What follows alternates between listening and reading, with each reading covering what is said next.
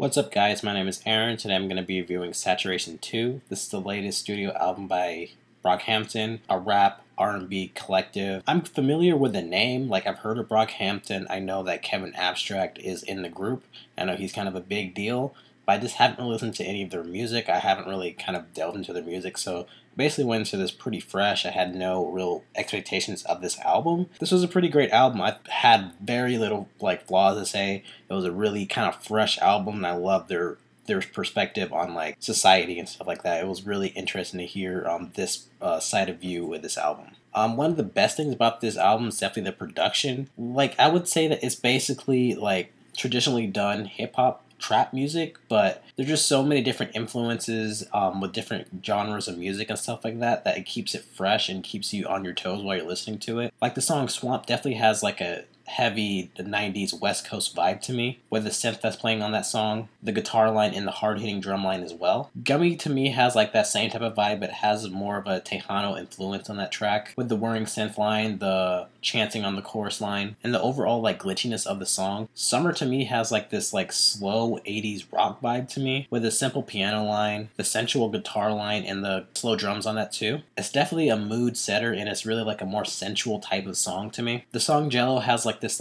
early 2000s Eminem vibe to me, with the playful skittering guitar line on that, and the bass lines, the hard drums, and the voices that are playing on in the background. When I think of it, I don't think I've heard a rap album this chaotic in sounds so cohesive to me.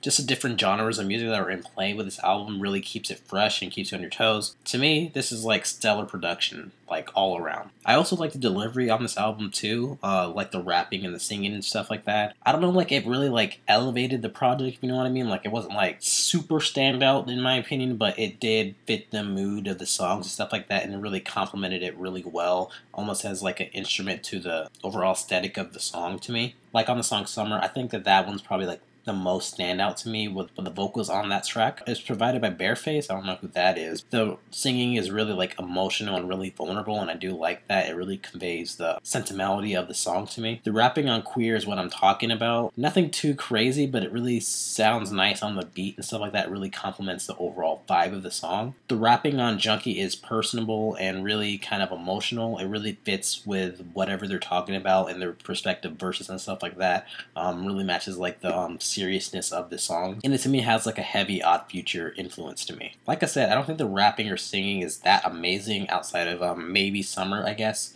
but it really complements the overall aesthetic and the feeling of the songs to me. The themes and the lyrics is where this album really shines to me. The heart and the message of this album is really felt with the lyrics and the themes in it, and it really strong, and it's really felt throughout this album that there's a cohesive kind of unit vibe to this album. On Junky, it's basically about them struggling through their personal struggles and stuff like that, homophobia, sexuality, just mental battles that they're fighting throughout their days and stuff. Summer seems to be about this guy singing about his love for his boyfriend. It's just a really personal stuff and really kind of intimate, kind of look into this perspective. On the song Fight, it basically seems to be talking about the struggle of being a black kid in America. I like how they kind of balance their more personal and more emotional stuff with the traditionally done hype song on this.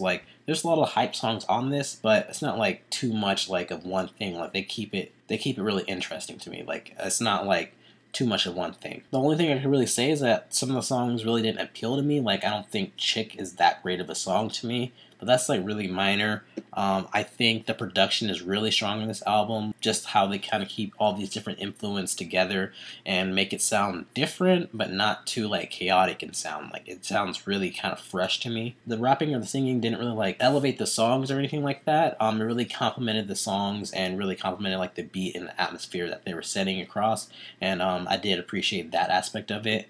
And the lyrics are really heartfelt, really emotional, and I like how they kind of more serious and more intimate stuff with the more traditionally done hype songs. So yeah, overall, I give this a 9 out of 10. This is borderline amazing to me. I think this album is pretty great. Definitely makes me want to look into their music, their previous songs and stuff like that, and the previous albums, and makes me want to listen to Kevin Abstract. So yeah, this is a job well done. So yeah, those are my thoughts on Saturation 2. What are your guys' thoughts? Did you like it? Did you hate it? Let me know in the comments what you thought, and thanks for watching. Thanks guys. Bye.